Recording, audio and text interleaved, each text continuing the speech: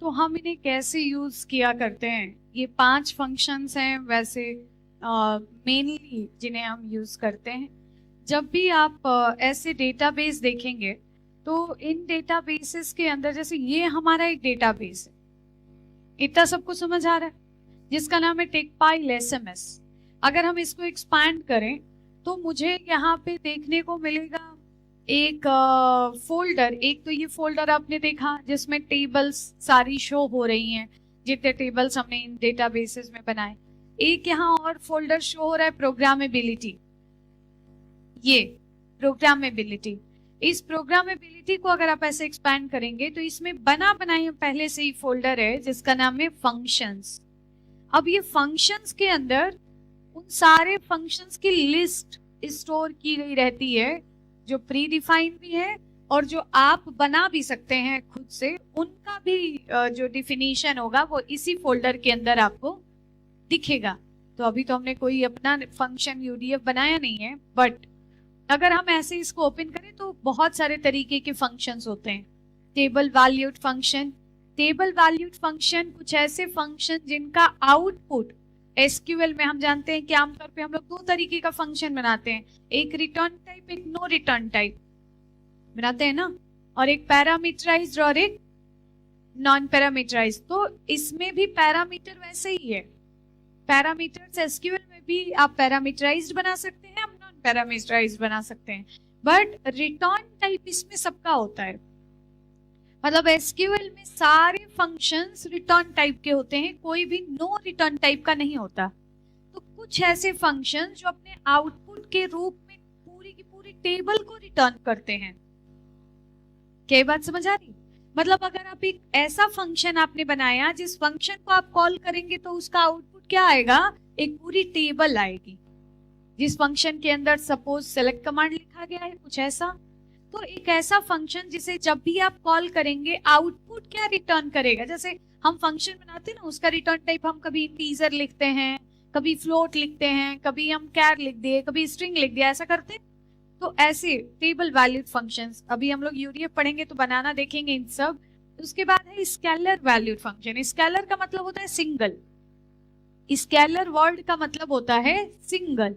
तो कुछ ऐसे फंक्शन जो सिंगल वैल्यू रिटर्न करते हैं आउटपुट के रूप में, मतलब एक इंटीजर वैल्यू, एक फ्लोट वैल्यू, एक कैर, एक स्ट्रिंग, इस टाइप के कुछ फंक्शंस वैल्यू रिटर्न करते हैं उनको। कुछ फंक्शंस है एग्रीगेट फंक्शंस, वही एग्रीगेट फंक्शंस जो बहुत सारी डेटा पे काम करता है और उन सभी का एक आउटपुट रिटर्न करता है, वो एग्रीगेट फंक्शन। और कुछ सिस्टम फंक्शंस, तो सिस्टम फंक्शन के अंदर बहुत सारे फोल्डर्स हैं, आप यहाँ देखोगे। इन सभी फोल्डर्स के अंदर प्री डिफाइंड फंक्शंस का डिफिनीशन रखा हुआ है। तो जब भी हम प्री डिफाइंड फंक्शन कॉल करते हैं वो यहाँ से एक्सेस होता है, उन सभी का डिफिनीशन। जैसे इसमें आप देखोगे तो एक एग्रीगेट फंक्शन नाम का फोल्डर है।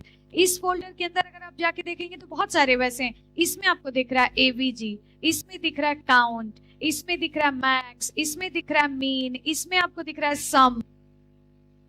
बात समझ आ रही? तो ये एग्रीगेट, वैसे बहुत सारे हैं बट आमतौर पे हम जिन्हें ज्यादातर यूज करते हैं उन्हें पढ़ते हैं। तो ये सारे फंक्शंस हैं। ऐसे ही आपको फंक्शंस मिलेंगे डेट एंड टाइम।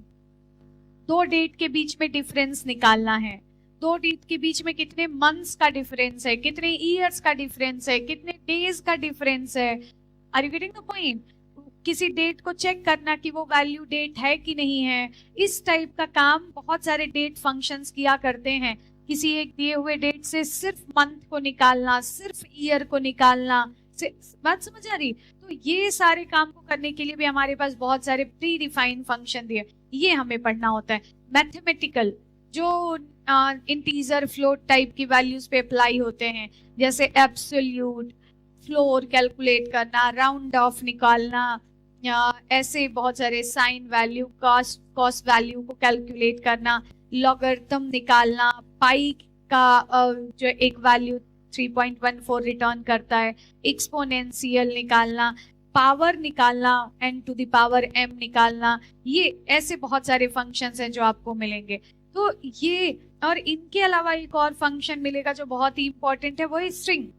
स्ट्रिंग के बहुत सारे फंक्शन, इनमें से बहुत सारे आपने पढ़े भी होंगे। अस्काई वैल्यू, कैरेक्टर, किसी एक कैरेक्टर का डिफरेंस, लेफ्ट से ट्रिमिंग करना, लोअर केस में कन्वर्ट करना, राइट से ट्रिम करना, ऐसे बहुत सारे फंक्शंस हैं जिनको हम लोग पढ़ा। तो यहाँ पे ये समझ आ रही बात क्या बोला हमने, कि ये हमारे पास जब भी डेटाबेसेस हम बनाते हैं तो कुछ चीजें अपने आप आती हैं। वो जैसे टेक फाइल एसएमएस हमने ओपन किया, इसमें हमें एक फोल्डर मिलेगा, कौन सा, प्रोग्रामेबिलिटी। एंड प्रोग्रामेबिलिटी में हम जाएं तो यहाँ एक फंक्शन मिलेगा हमें, फंक्शन हर डेटाबेस में आपको अपने आप मिलेगा। इसमें आपने जो फंक्शंस बनाए वो यहाँ यहाँ यहाँ दिखेंगे। आपने कोई एग्रीगेट फंक्शन बनाया वो इसमें दिखेगा। आपने कोई स्केलर वैल्यू, जैसे ये अभी खाली है, ये अभी खाली है, ये अभी खाली है। क्यों खाली है? क्योंकि ये यूजर डिफाइंड फंक्शंस के लिए बनाए गए हैं। तो फिलहाल हमने कोई बनाया नहीं तो ये खाली है। कुछ हैं जो कि बने बनाए सॉफ्टवेयर के साथ, जिनका डिफिनीशन डाउनलोड होके आता है, वो है सिस्टम फंक्शन। तो सिस्टम फंक्शन में जितने फंक्शन है, मैक्सिमम तो नहीं है तो बहुत सारे, बट हमें कुछ जिनको हम ज्यादातर अपने कामों में यूज किया करते हैं उनकी पूरी लिस्ट है यहाँ पे, वो आपको पढ़ना पड़ेगा। डेट टाइम टाइप का, स्ट्रिंग टाइप का, न्यूमेरिकल मैथमेटिकल टाइप का, एग्रीगेट फंक्शंस, ये सारे। अंडरस्टूड? बोलो यस। तो इसमें से जैसे आपने अभी जावास्क्रिप्ट वगैरह में भी आपने फंक्शन पढ़ा हुआ है, तो जैसे स्ट्रिंग के बहुत सारे फंक्शंस, वही सेम, थोड़ा नाम चेंज हो सकता है, यहाँ पे लगभग सेम ही है। तो वही सारी चीजें हम लोग यहाँ भी पढ़ा करते हैं। तो इनमें जो सबसे एक इम्पॉर्टेंट फंक्शन है जिन्हें हम लोग बहुत ज्यादा यूज भी करते हैं, वो फंक्शंस हैं एग्रीगेट फंक्शंस। अभी हमने बताया कि एग्रीगेट फंक्शंस को हमेशा हम सेलेक्ट की लिस्ट में कॉल किया करते हैं। एग्रीगेट फंक्शंस को हम हमेशा कॉल करते हैं कहाँ पे? सेलेक्ट लिस्ट में। सेलेक्ट लिस्ट का मतलब जो सेलेक्ट के बाद और फ्रॉम से पहले हम लोग कॉमा कॉमा लगा के जो लिखते हैं वो हम एग्रीगेट, उन्हें हम सेलेक्ट लिस्ट कहते हैं। उसमें आप सेलेक्ट के साथ ये यूज होते हैं। कैसे लिख सकते हैं? लिख सकते हैं सेलेक्ट, और सेलेक्ट के बाद हम लिख सकते हैं किसी भी एग्रीगेट फंक्शन की कॉलिंग। जैसे हमने लिख दिया सम, या हमने लिख दिया मीन। अब मीन को चाहिए एक पैरामीटर, इस पैरामीटर में आप पास करेंगे किसी भी कॉलम का नाम, जिस कॉलम से आप सबसे लोवेस्ट वैल्यू को निकालना चाहते हैं। String type, date type, bit type, integer, किसी भी टाइप के कॉलम पे इसको लगा सकते हैं।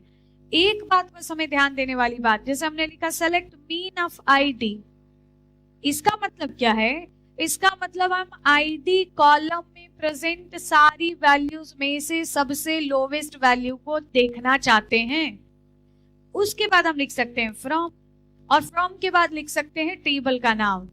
टेबल का नाम आईडी कहाँ से आया? आईडी आया टीबीएल रजिस्ट्रेशन से, ऐसे।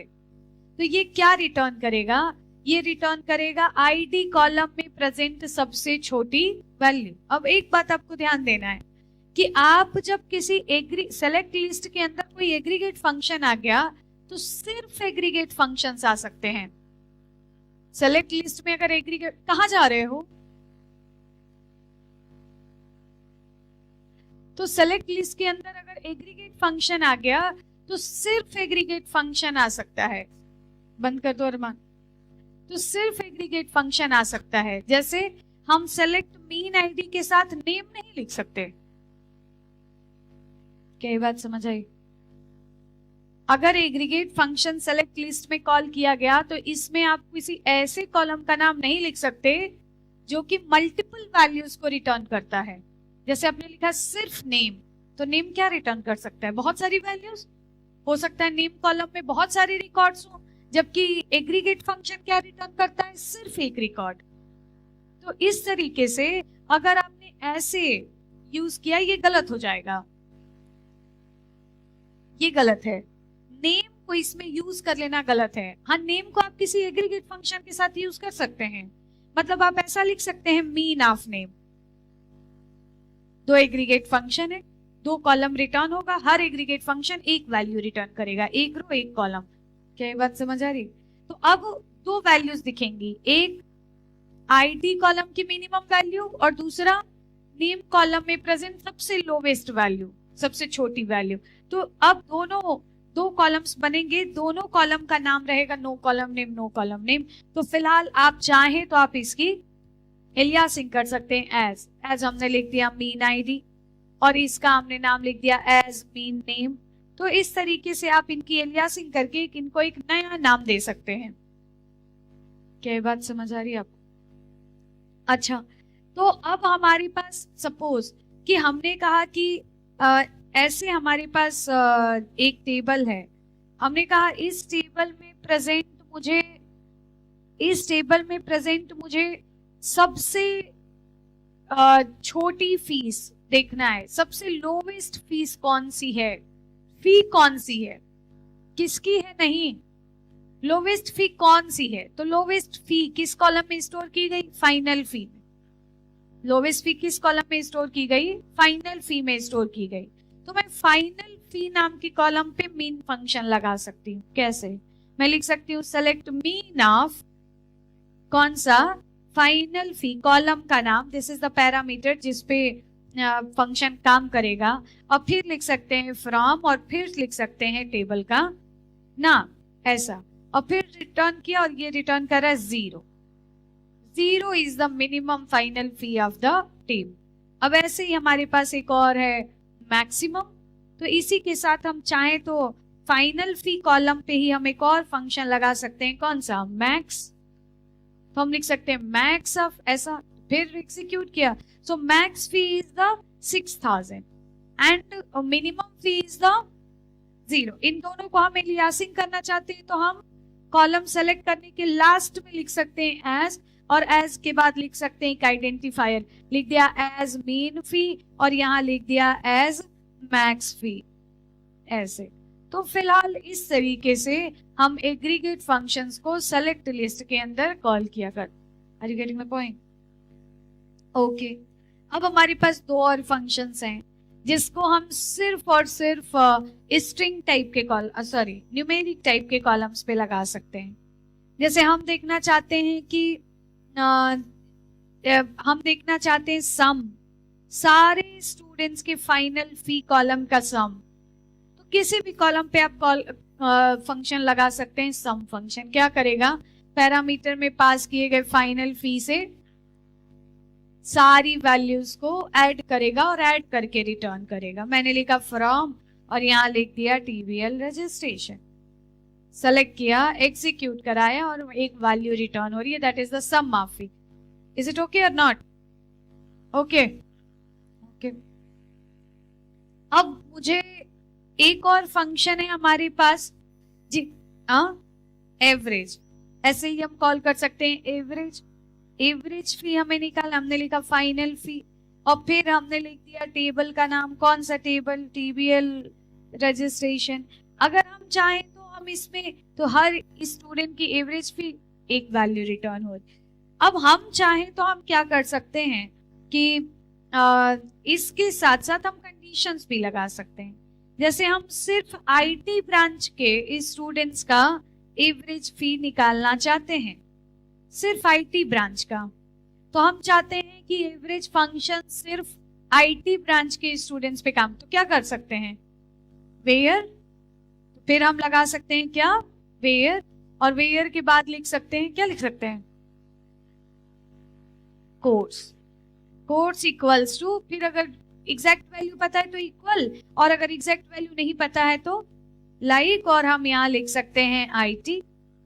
तो ये ऐसे भी कर सकते। तो फिर अगर आपने इसको सेलेक्ट किया और एग्जीक्यूट कराए तो IT सिर्फ पहले वो रिकॉर्ड्स फिल्टर होंगे जो IT के हैं, और उनमें जो टोटल फी कॉलम है, उस फाइनल फी कॉलम है, उस पे जो है एवरेज फंक्शन अप्लाई होगा। ये बात समझ आ रही सभी को? तो क्या काम करेगा, सम। अच्छा, एक और चीज कि एवरेज और सम को जैसे हम नेम पे, सम ऑफ नेम, ये सही है क्या? नहीं सही है, ऑब्वियस सी बात है, क्योंकि ऐड न्यूमेरिक वैल्यूज ऐड होती हैं, एवरेज उसमें भी ऐड होके ही डिवाइड होना है। तो ऐड और डिवीजन ये न्यूमेरिक पे काम करने वाले ऑपरेटर्स हैं, स्ट्रिंग पे तो काम करेगा नहीं, है ना। तो इस तरीके से ये करना गलत है, वेर कैर पे आप इसको अप्लाई नहीं कर सकते। दो फंक्शंस को, किसको, सम को और एवरेज को किस टाइप के कॉलम पे अप्लाई कर सकते हैं? न्यूमेरिक। न्यूमेरिक मतलब नंबर्स, मतलब int, float, big int, small int, double, decimal, इन सब टाइप के कॉलम। अंडरस्टूड? एक हमारे पास कॉलम है, एक हमारे पास फंक्शन है काउंट।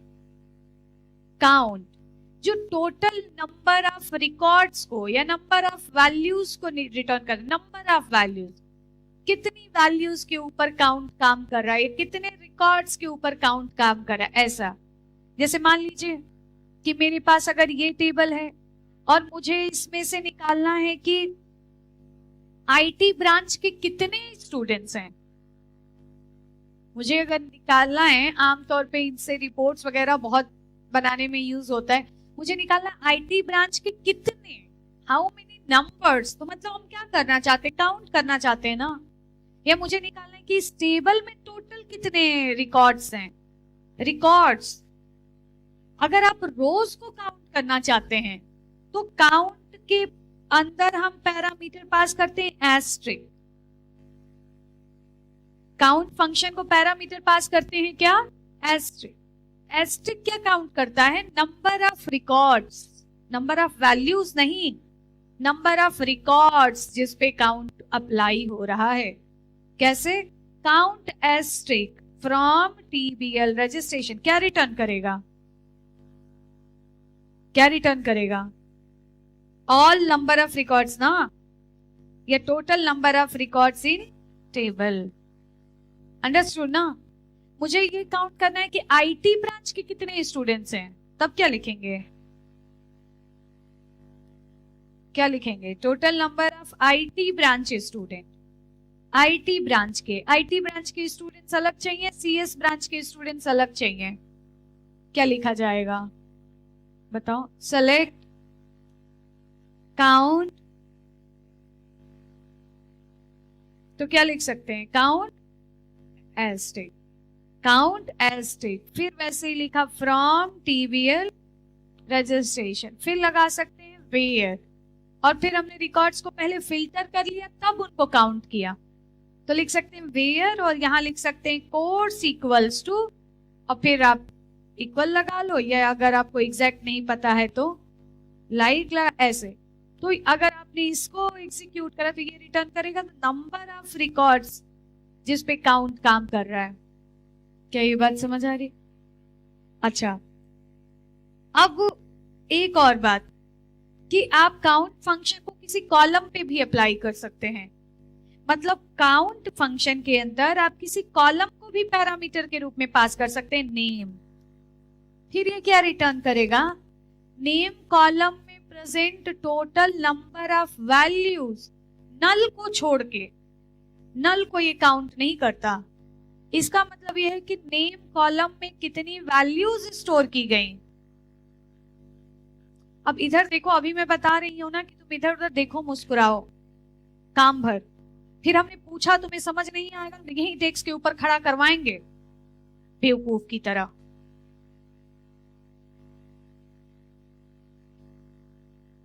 सही फुर्सत नहीं है। तो अगर हम किसी कॉलम के ऊपर काउंट फंक्शन को दो पैरामीटर पास कर सकते हैं, एक एस्ट्रिक।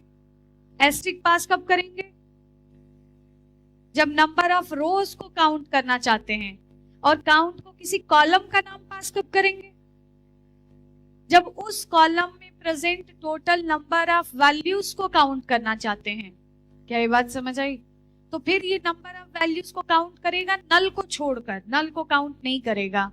जैसे इस टेबल के अंदर ये मेरे पास टेबल बना हुआ है, इस टेबल के अंदर मुझे काउंट करना है, इस टेबल के अंदर मुझे काउंट करना है ऐसे कितने स्टूडेंट्स हैं जिन्होंने अपनी ईमेल आईडी अपडेट किया है।